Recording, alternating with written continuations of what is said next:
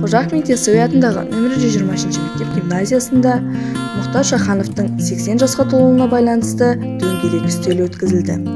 Ақын ағамыздың өлеңдері оқылып, оның шығармашылығымен танысып, Мұхтар атаның өжеттілігі еліне, жеріне берілген батыр екені туралы баяндалып, деректер келтіріп және бейнероликтер көрсетілді.